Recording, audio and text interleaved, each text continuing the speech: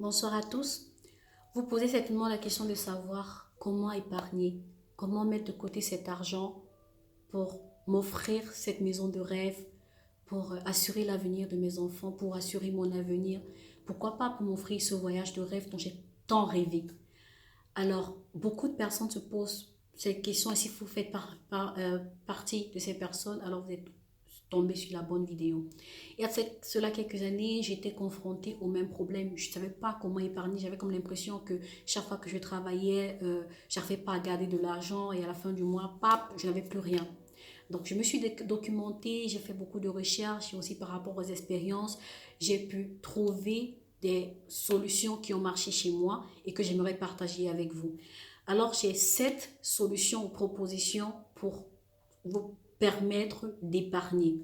Alors, la première proposition, c'est d'acheter des objets de qualité. C'est assez important, selon moi et selon mon expérience, de d'acheter quelque chose qui a plus de valeur, de mettre un peu plus d'argent pour acheter quelque chose, par exemple un meuble ou des vêtements, que c'est important aussi des choses que tu utilises tous les jours, des choses dont tu as besoin. Par exemple, si tu n'es pas une adepte des sacs, ça ne sert à rien d'investir dans des sacs parce que tu ne les porteras pas. Si tu as besoin de bonnes chaussures pour aller travailler, c'est important d'investir dans ces chaussures parce que tu les porteras tous les jours pour aller au travail et c'est important qu'elles soient de qualité pour t'éviter en fait d'en acheter plusieurs en une année. Parce que si tu achètes une chaussure de qualité, par exemple une chaussure de 20 000 francs, tu es sûr que cette chaussure, elle te fera 4 ans, elle peut te faire 5 ans.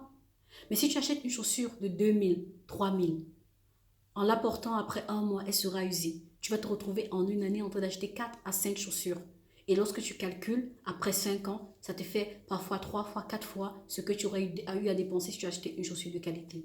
Donc c'est important d'acheter des choses de qualité, surtout des choses qu'on utilise tous les jours. Ça vous permet d'économiser. La deuxième proposition, c'est de savoir où est-ce que part votre argent. Il y a des personnes qui dépensent, il y a des personnes qui euh, dépensent l'argent pour ci, pour ça.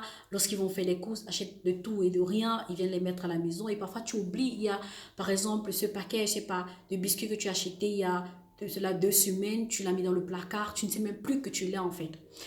Moi, je conseille toujours aux personnes qui vont faire les courses de faire une liste de courses et de s'en tenir à cette liste de courses. Parce que moi, je pars sur le fait que quand tu fais une liste de courses, tu as réfléchi sur ce dont tu as besoin. Tu as réfléchi sur ce qui est important pour toi. Donc, en faisant cette liste de courses, tu sais exactement ce qui est bien pour toi et tu achètes ce qui est bien pour toi à l'instant T et dont tu as besoin. Si tu n'as pas de liste de courses, je vous garantis à 80-90%, tu vas acheter quelque chose dont tu n'auras pas besoin et que tu vas mettre dans le placard. Et là, ça ne te permet pas d'économiser parce que c'est un truc, parfois tu peux le mettre et l'oublier après un an, ne pas l'utiliser. Donc pour moi, je propose de faire des courses, des listes de courses. À la fin d'année, à la fin du mois, par exemple, faire le bilan du mois, voir où est-ce que j'ai dépensé plus, où est-ce que j'ai dépensé moins, est-ce que c'était important de dépenser cet argent, est-ce que je ne pouvais pas l'épargner, cet argent, est-ce que je ne pouvais pas l'investir ailleurs. Donc c'est important de savoir comment est-ce qu'on dépense notre argent. La troisième proposition de comment épargner, c'est éviter de s'endetter. C'est très important d'éviter de s'endetter parce que lorsque tu prends une dette, en fait, tu payes avec des intérêts. Et surtout lorsque tu prends une dette pour des choses passives, des choses qui ne vont pas te rapporter de l'argent, tu t'endettes, tu payes des intérêts et tu ne peux pas épargner comme ça. Moi, selon moi, tu peux t'endetter pour 3 choses. Soit pour investir dans des formations. Moi, j'aime faire des formations, j'aime investir dans des formations parce que je sais qu'une formation, ça ne se perd pas. Je sais que lorsque j'investis dans une formation, je j'aurai un retour d'investissement, soit maintenant, soit dans les années à venir. C'est assez important pour moi. Tu peux également investir dans un projet. Je fais par exemple dans la vente en gros de mèches humains et je propose aux femmes de commencer leur business avec 200 000 francs CFA. Lorsque tu t'endettes par exemple pour ce type de projet, tu es en fait tu es tu vas pouvoir rembourser ton argent parce que lorsque tu vendras, tu auras de l'intérêt. Tu auras pas de l'intérêt, pardon, tu auras du bénéfice.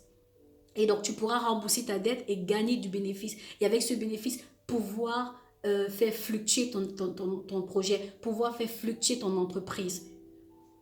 C'est pourquoi pour moi, tu peux t'endetter en fait pour lancer un projet parce que ce projet-là, il te ramènera de l'argent. Tu peux également t'endetter pour acheter une maison. Ça, selon moi, ce sont des choses pour lesquelles tu pourras t'endetter parce que ça te permettra, euh, euh, je dis entre guillemets, en fait, de ne pas payer de loyer, mais par contre, tu payeras des traites. Après 10 ans, 20 ans, la maison t'appartiendra. Donc, éviter de s'endetter pour des choses qui ne te rapporteront pas d'argent, pour des choses qui sont pour l'instant pas utiles et pour des choses pour lesquelles tu pourrais t'en passer. Donc, la quatrième proposition pour moi, c'est rompre avec les mauvaises habitudes. Si tu as l'habitude d'aller 5 fois par semaine au restaurant, 5 fois par mois au restaurant par exemple, si tu as l'habitude d'aller chaque fois au bar d'à côté et de te prendre 4 bières, diminue. Va 3 fois par mois au restaurant, prends-toi 3 bières par semaine. Le prix de l'argent des 2 bières, tu pourras les garder, mettre dans un compte d'épargne.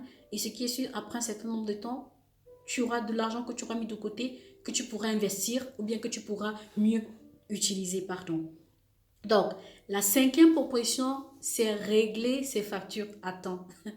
Ça, c'est un point qui me touche personnellement parce que je suis encore un peu le genre de personne qui aime procrastiner, qui aime repousser tout à demain. Lorsque tu as ta facture et que tu ne la payes pas à temps, c'est clair que tu payeras avec des amendes. Et l'argent de cette amende, c'est quelque chose que tu pourras épargner. Et l'autre point négatif lorsque tu ne payes pas tes factures à temps, c'est parfois, euh, lorsque tu n'as pas payé à temps, tu penses parfois que tu as encore de l'argent dans le compte ou il y a tellement d'imprévus qui arrivent. Et tu te retrouves peut-être à la fin du mois à ne pas avoir payé cette facture et tu vas la repousser au mois d'après. Ça t'évite, en fait, ça te donne pas une visibilité sur tes économies. Donc, ce serait mieux de payer ces factures en début du mois lorsque ton salaire tombe ou lorsque tu as une entrée, de payer ta facture pour te permettre d'avoir une visibilité sur le reste d'argent qui te reste pour la fin du mois ou pour avoir une visibilité de ce qui te reste encore à payer. Parce que là, tu es plus organisé. Payer les factures en retard, c'est payer les amendes, c'est se créer des problèmes. Et c'est pas bien pour les affaires. Donc, la sixième proposition, c'est attendre 30 jours avant d'effectuer un achat. Il y a des achats que nous faisons, par exemple, qui sont, selon moi, des achats compulsifs, des achats selon des émotions, selon l'envie du moment. Par exemple, il y a le iPhone 11 qui est sorti, tu te dis, ah, j'aimerais avoir ce iPhone 11, il me faut ce iPhone 11. Moi, je te conseillerais d'attendre 30 jours et de te dire, après 30 jours, de voir est-ce que tu en as encore besoin. Est-ce que le téléphone que tu as pour l'instant ne fait pas son travail? Et peut-être, les 30 jours à venir, il y aura des réductions. Ça te permettra peut-être d'acheter cet objet ou de faire cet achat à prix réduit. Ça peut arriver après 30 jours, en fait, que tu te rends compte que vraiment, tu n'en as pas besoin, en fait. C'était juste une envie du moment, une envie qui te sert à rien. Donc, attendre 30 jours te permet justement de savoir est-ce que tu as besoin de ce produit ou de prendre ce produit à prix réduit. La septième et la dernière proposition, de comment épargner, c'est ouvrir un livret d'épargne. Vous pouvez ouvrir un compte d'épargne dans votre banque et dire par exemple les 10% de votre salaire ou de votre revenu, vous l'épargnez ou les 20%. Ça, ça dépendra de votre bourse. Ou vous pouvez avoir cette petite boîte-là. Je me rappelle, toute adolescente, on avait ces boîtes-là.